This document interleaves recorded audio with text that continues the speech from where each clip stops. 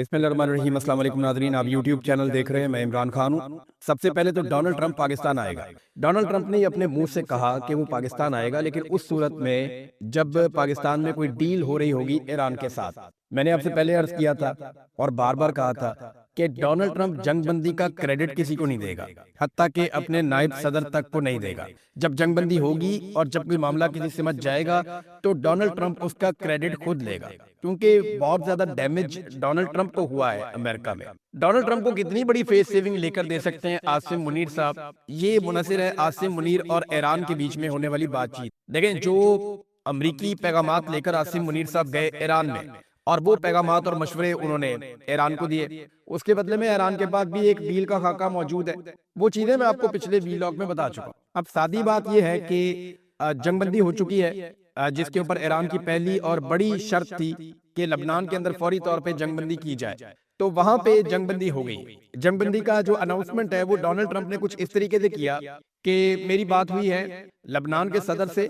लबनान के सदर का नाम जोसेफ ऑन है। मेरी लबनान के सदर से बात हुई है और इसराइल के वज़ीर आज़म से बात हुई है और मैंने जंगबंदी करवा दी है। ये मेरा फख्र है कि मैं इससे कबल 9 जंगें हल करवा चुका हूँ और ये मेरी 10वीं जंग है जिसे मैं हल कर रहा हूँ। इन दोनों को व्हाइट हाउस में बुलवा रहा हूँ। 1983 के बाद पहली मर्तबा इनके बामकसद मुज़ाकरात हो रहे हैं। अब मैं एक चीज आपको बता दूं कि जो लड़ाई हो रही है वो इसराइल और हिजबुल्लाह में हो रही है, इसराइल और लबनान की हुकूमत में नहीं हो रही। जो मुज़ाकरात हो रहे हैं वो इसराइल और लबनान की हुकूमत के हो रहे हैं। लबनान की हुकूमत भी हिजबुल्लाह के खिलाफ है और इसराइल भी हिजबुल्लाह के खिलाफ है। और जो इलाका जहाँ पे हिजबुल्लाह मौजूद है वो साउथ लबनान है। ये वो एरिया है जहाँ पे इसराइल ने अटैक किया हुआ है, जहाँ पे हिजबुल्लाह की अक्सरियत है। मैं जरा थोड़ा सा आपको बैकग्राउंड बताता हूँ, आपको समझ आ जाएगा कि हिजबुल्लाह की लबनान में हुकूमत नहीं बनने दी गई। लबनान में हुकूमत जो है वो उससे हिजबुल्लाह को बाहर रखा गया है, मगर अवामी हमायत सबसे ज्यादा हिजबुल्लाह के पास है।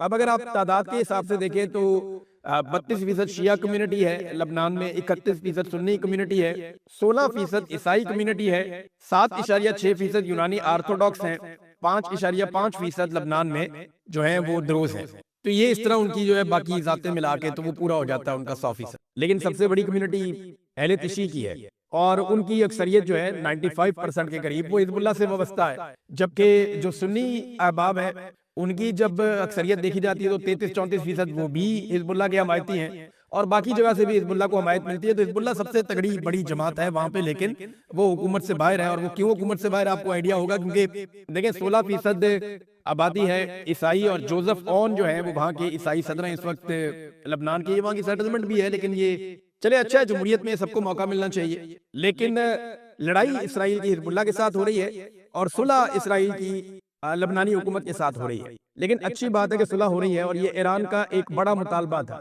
ईरान की जानिब से एक सीनियर सहाफी हैं जिनको आपने बहुत सुना और उनकी बातें बहुत ज्यादा आप देखते भी रहे सोशल मीडिया पे हर जगह पे। ये ईरानी प्रोफेसर डॉक्टर सैयद मोहम्मद मरांडी, इन्होंने ये दावा किया है, इनको आप बहुत देखते रहे कि मुझे ये मालूम हुआ है कि गुज़िश्ता रात जब नेतन्याहू ने जंगबंदी के मुआहदे की पासदारी नहीं की तो ईरान ने अमेरिका को यह बता दिया था कि अगर लबनान में जंगबंदी का फौरी तौर पे ऐलान ना किया गया तो ईरान इसराइली हुकूमत पर हमला कर देगा। इस दबाव ने सूरत-ए-हाल पर असर डाला और जंगबंदी के ऐलान की राह हमवार की गई। तो डोनाल्ड ट्रंप ने इसको अपने खाते डाल लिया कि जनाब मैंने 10वीं जंग रुकवा दी है। तो अभी भी डोनाल्ड ट्रंप के दिल में एक ख्वाहिश है कि अमन का नोबेल इनाम उन्हें किसी तरह मिल जाए। बहरहाल डोनाल्ड ट्रंप को अमन का नोबेल इनाम मिले या ना मिले, वो इसकी नामजदगी करने वाले पाकिस्तानियों के पास आ रहे हैं, क्योंकि पाकिस्तानी वज़ीर आज़म शहबाज शरीफ ने नामजदगी की थी। ट्रंप ने तारीफ की फील्ड मार्शल की और शहबाज शरीफ की। पाकिस्तानी मीडिया ने फील्ड मार्शल का ही नाम छापा है, शहबाज शरीफ किसी खाते में ही नहीं है। शहबाज शरीफ को तो तस्वीर से भी बाहर निकाला हुआ है पाकिस्तानी मीडिया ने कि फील्ड मार्शल आसिम मुनीर अजीम इंसान है,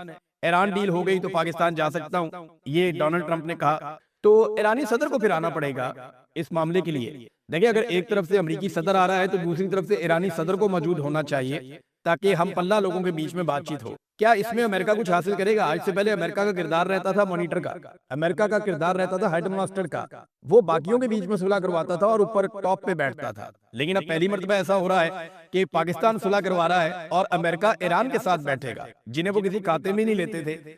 ये मुज़ाकरात हो भी जाते हैं, डोनाल्ड ट्रंप आ जाता है, उसे कुछ फेस सेविंग मिल भी जाती है। तो अमेरिका के अंदर मीडिया जितना आजाद है वो डोनाल्ड ट्रंप को और उसके नैरेटिव को उड़ा कर रख देगा।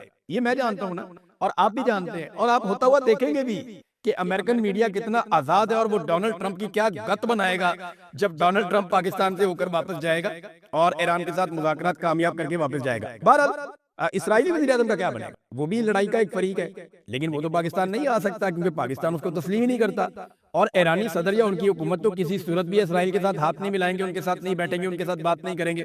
तो यहाँ पे डोनाल्ड ट्रंप को ही आना पड़ेगा, कुछ फेस सेविंग डोनाल्ड ट्रंप लेने की कोशिश करेगा, कुछ तस्वीर, कुछ वीडियो बनाई जाएंगी।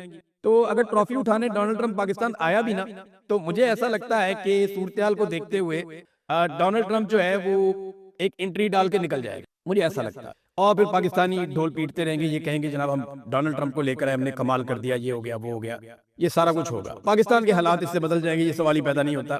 पाकिस्तान के हालात तब तक नहीं बदलेंगे जब तक कि पाकिस्तान की मिलिट्री एस्टेब्लिशमेंट अपना रवैया तब्दील नहीं करेगी। ट्रंप ने खुशखबरी सुनाई अपने सुनने वालों को। डोनाल्ड ट्रंप ने कहा कि ईरान एटमी हथियार ना रखने पर रजामंद हो गया।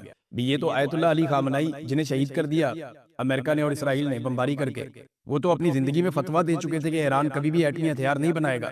तो ईरान तो पहले दिन से कह रहा है कि वो एटमी हथियार नहीं बनाएगा और ये फतवा भी उनके पास मौजूद था। और आयतुल्लाह अली खामनाई की जिंदगी में तो ये हो नहीं सकता था क्योंकि फतवा दिया हुआ था उन्होंने।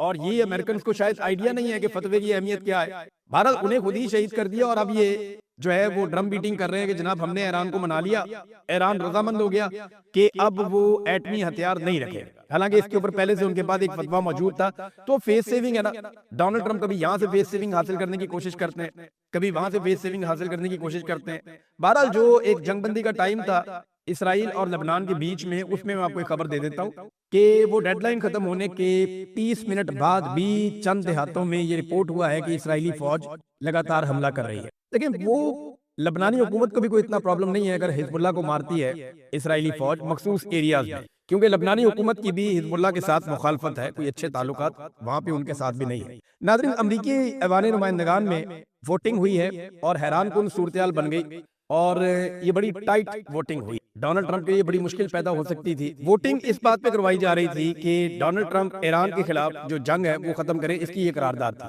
इसके ऊपर वोटिंग करवाई जा रही थी कि जो डोनाल्ड ट्रंप ने वॉर शुरू कर दिया ईरान के खिलाफ, उस जंग को खत्म किया जाए। 213 के मुकाबले में 214 वोट मिले डोनाल्ड ट्रंप को, यानी एक वोट का फर्क पड़ा है।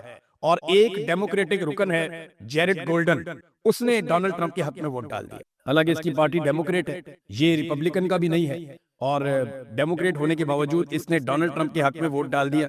अब इसे इस वक्त अमेरिका में बहुत गालियां पड़ रही हैं। पूरी कांग्रेस और पूरा मुल्क इसके खिलाफ हो गया कि ये इसराइली लॉबी के जेर असर आकर ये ईरान के खिलाफ अमरीकी जंग का हिस्सा बन गया और इसने वोट डाल दिया उस चीज के हक में जिसके खिलाफ करारदाद पेश की गई थी। तो यही वो एक वोट है जिसने सूरत-ए-हाल को बदल दिया। नाज़रीन, अब जरा पाकिस्तान के अंदर खबरें हैं, वो भी मैं आपके साथ शेयर कर दूं। इमरान खान साहब से मिलने के लिए कोई भी रहनुमा अडयाला जेल के बाहर कल नहीं पहुंचा। किस किस का नाम गया हुआ था, जरा नाम आपको पहले पढ़ के सुना देते हैं कि वो लोग जिन्हें नाम दिया गया था उनमें इंतजार हुसैन पंजू था, डॉक्टर बाबर ऐवान, सरदार लतीफ खान खोसा, हामिद रजा खान एडवोकेट और सेक्रेटरी जनरल सलमान अकरम राजा और बैरिस्टर घोर। ये वो लोग हैं जिनके नाम दिए गए थे कि इमरान खान साहब से मिलने के लिए अडयाला जेल जाना है। लेकिन ये लोग इतने मायूस हैं कि ये इमरान खान साहब से मिलने के लिए अडयाला जेल के बाहर भी नहीं आए, ये मिलने के लिए गए ही नहीं। अब इन्हें पैगाम आ जाता है कि जाने का कोई फायदा नहीं, आपको नहीं मिलवाएंगे। फर्ज करें ये नहीं गए तो इससे एक तासुर तो बन गया कि भाई इनकी दिलचस्पी नहीं है, ये एस्टेब्लिशमेंट पे भरोसा करते हैं कि अगर एस्टेब्लिशमेंट ने मिलवाना होगा तो मिलवा देगी, नहीं मिलवाना होगा तो हम जाने की भी तकलीफ नहीं करें। पहले सुहेल अफरीदी साहब जाते थे, उन्होंने 10-12 चक्कर लगाए अडयाला के, उसके बाद वो भी नहीं गए, वो प्रेशर भी खत्म हो गया। ऐसा लगता है पाकिस्तान तहरीक इंसाफ की लीडरशिप बहुत मायूस हो गई, हालात यहाँ तक पहुंच गए। तहरीक इंसाफ मफामत करना चाहती है, इमरान खान साहब मुजामत करना चाहते हैं, और तहरीक इंसाफ के लोगों की सूरत-ए-हाल देखते हुए इमरान खान साहब ने एक पैगाम भिजवाया था, शायद आप लोग वो पैगाम भूल गए। इमरान खान ने अपनी बहनों से कहा था कि मेरी बहनों से कहना मेरे लिए आवाज उठाए, कोशिश करें। तो इसका मतलब क्या है, वो कैसे आवाज उठा सकती है? वो अडयाला के बाहर जा सकती है, वो पाकिस्तानियों को कह सकती है खड़े हो जाओ हमारे भाई के लिए, अपने लीडर के लिए। वो बैन अल-अक़वामी मीडिया के ऊपर आवाज उठा सकती है, वो पाकिस्तान के सोशल मीडिया पे आवाज उठा सकती है, वो लोगों को ये कह सकती हैं कि आप निकले और निकल कर एहतजाज करें इमरान खान के हक में। इसके अलावा और वो क्या कर सकती हैं? जब वो ये सारा कुछ करती हैं या मुजामत की बात करती हैं तो पाकिस्तान तहरीक इंसाफ उनके खिलाफ हो जाती है। देखिए, जब नून लीग ज़ेरे अताब थी ना, तो नून लीग ने एक नारा लगाया। नून लीग ने कहा था कि मुजामत होगी तो मफामत होगी, और फिर हमने देखा कि उन्होंने मुजामत की और उसके बाद मफामत की, और ऐसी मफामत की कि आज जूते पॉलिश कर करके वो बेहतरीन इक़्तिदार में आ गया। लेकिन पाकिस्तान तहरीक इंसाफ की लीडरशिप जो है वो मुजामत के मूड में बिल्कुल नहीं है। लीडरशिप ये दावा करती है या ये गिला करती है कि लोग नहीं निकलते, देखिए ये तो अपनी नाकामी का एतराफ है कि आपसे लोग नहीं निकलते। ये एक मानी हुई हकीकत है जिसे इमरान खान के बदतरीन मुखालिफिन भी मानते हैं कि पाकिस्तानियों की अक्सरियत इमरान खान के साथ खड़ी है। अब जब एक आदमी इतना मकबूल है कि वो जेल से बैठकर 2/3 अक्सरियत ले, एक आदमी इतना मकबूल है कि उसके बदतरीन मुखालिफिन कहते हैं कि उसकी मकबूलियत का हम मुकाबला नहीं कर पा रहे, अगर इलेक्शन हो गया तो हम तबाह हो जाएंगे। इतने मकबूल आदमी की पार्टी में होते हुए भी अगर आप अवाम को नहीं निकाल सकते तो ये तो आपकी बहुत बड़ी नाकामी है। आप तो अपनी नाकामी का एतराफ कर रहे हैं। देखिए, लोगों को निकालने के लिए सबसे पहले आपको खुद निकलना पड़ता है। ये बात पाकिस्तान तहरीक इंसाफ को समझनी पड़ेगी। उन्हें लगता है कि वो घर से निकलेंगे और लोग बाहर बैठे होंगे सड़कों पे और हम जाके उनको ज्वाइन कर लेंगे, तो ऐसे नहीं होता। इमरान खान साहब ने चंद महीनों में जलसों की 50 की थी। मुझे आज भी याद है 2022 में मैंने उसके ऊपर वीलॉग किया था कि आज इमरान खान के जलसों की 50 हो गई है। जब इमरान खान जैसा आदमी जो बहुत मकबूल है पाकिस्तान में, उसको पूरा पाकिस्तान जानता है, उससे भी लोगों को निकालने के लिए 50-60 जलसे करने पड़ते हैं, तो फिर आप किस खेत की? आपको भी लोगों को निकालने के लिए जोर लगाना पड़ेगा, कोशिश करनी पड़ेगी। लेकिन ये लोग कोशिश नहीं कर रहे। इन्हें लगता है कि इमरान खान के नाम पे इन्हें दोबारा वोट मिल जाएगा, तो इतना जोर लगाने की जरूरत क्या है? अब खैबर पख्तूनख्वा में एक जलसे का जिक्र हो रहा है कि 19 तारीख को वहां पे जलसा किया जाएगा पाकिस्तान तहरीक इंसाफ की जानिब से, और ये दावा किया गया है, ये कॉल इमरान खान की जानिब से है। तो देखते हैं वहां पे जो सियासतदान है खैबर पख्तूनख्वा के, वो कितने बड़े पैमाने पर अवाम को निकाल सकते हैं। क्या वो एक नया रिकॉर्ड बना सकते हैं जलसे में? क्या वो इस मायूसी को दूर कर सकते हैं? ये सारे सवालात का जवाब हमें 19 तारीख के जलसे की शाम को मिल जाएगा। और जो आप 19 तारीख को या 20 तारीख को वीलॉग देखेंगे, उसमें सारी तफसीलात मैं आपके सामने रख दूंगा। इमरान खान साहब ने एक और हुक्म दिया था। उन्होंने कहा था कि एक नई सियासी जमात रजिस्टर्ड करवाई जाए, क्योंकि देखिए हालात का कोई पता नहीं है। आप इलेक्शन में जाएं, दोबारा इंतखाबी निशान ना हो तो पाकिस्तान तहरीक इंसाफ क्या करेगी? क्या दोबारा से ये इलेक्शन लड़ेंगे? चूल्हे के ऊपर, जूते के ऊपर, केतली के ऊपर, घड़ियाल के ऊपर, गाजर, मूली और बैंगन के ऊपर इलेक्शन लड़ेंगे? या इन्होंने एक निशान के ऊपर इलेक्शन लड़ना है? तो एक पॉलिटिकल पार्टी इमरान खान ने कहा था रजिस्टर करवाएं, लेकिन पाकिस्तान तहरीक इंसाफ के लोगों ने या इमरान खान साहब की पार्टी के लोगों ने अभी तक वो पॉलिटिकल पार्टी, जो मेरी इत्तला है उसके मुताबिक, रजिस्टर्ड नहीं की। गिलगित बल्तिस्तान में और आजाद कश्मीर में इलेक्शन सर पे आ गए, लेकिन इसके बावजूद इन्होंने कोई नई पॉलिटिकल पार्टी रजिस्टर्ड नहीं की। अब बुशरा बीबी की सेहत बहुत खराब हो गई है, इसके बारे में एक रिपोर्ट है, मैं आपके साथ शेयर कर देता हूँ सूरत हाल।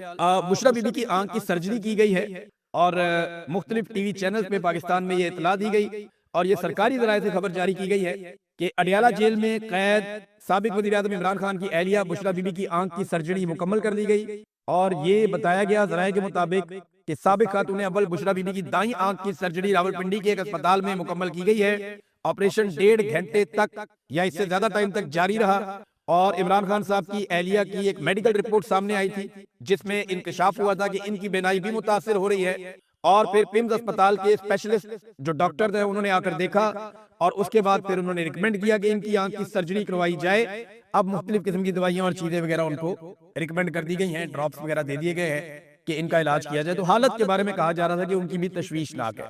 ये ऐसा क्या कर रहे हैं इनके साथ जेल में कि इनकी आंखें जाया हो रही? इमरान खान की दाईं आंख की बिनाई हुकूमती जराये के मुताबिक 85% चली गई है। बुशरा बीबी की भी आंख की बिनाई जा रही है, उनकी आंख की भी सर्जरी करनी पड़ी है। ये कौन सा ऐसा तजुर्बा कर रहे हैं या कौन सा ऐसा खेल खेल रहे हैं, इसके बारे में बाहर कोई नहीं जानता, क्योंकि बाहर किसी की मुलाकात ही नहीं होती। बुशरा बीबी की फैमिली को पहले आगाह किया गया कि आप फौरी तौर पे आ जाए, यानी ये इतला मिली थी कि बुशरा बीबी की फैमिली को कहा गया कि आप आ जाएं, आपकी मुलाकात करवाई जाएगी। लेकिन फिर बाद में उन्होंने कहा कि अब आप कल आ जाएं, सुबह 9 बजे आपकी कल मुलाकात करवाई जाए। अब पता नहीं कल भी बुशरा बीबी की मुलाकात करवाते हैं या नहीं करवाते, लेकिन हालत उनकी भी खराब है। हालत कोई इमरान खान साहब की भी आंख की अच्छी नहीं है, लेकिन इसके बावजूद हर तरफ जो है वो सुकून है, इत्मीनान है। इमरान खान साहब सुहेल अफरीदी को लेकर आए थे और उन्हें लगता था कि ये एक नौजवान है, ये मेरे लिए बड़ी जबरदस्त तहरीक खड़ी कर देगा और नौजवानों को मेरे पीछे लगा देगा और नौजवानों की बहुत बड़ी तादाद इकट्ठी करके एस्टेब्लिशमेंट पे एक दबाव का माहौल बना देगा। लेकिन बदकिस्मती से अभी तक तो वो भी नहीं हुआ। मैं ऐसा नहीं, मायूसी नहीं है कि ये नहीं हो सकता, ये बिल्कुल पॉसिबल है, ये हो सकता है, लेकिन अभी तक नहीं हुआ। अब तक के लिए इतने, अपना ख्याल रखिएगा, अपने चैनल का भी। अल्लाह हाफ़िज़।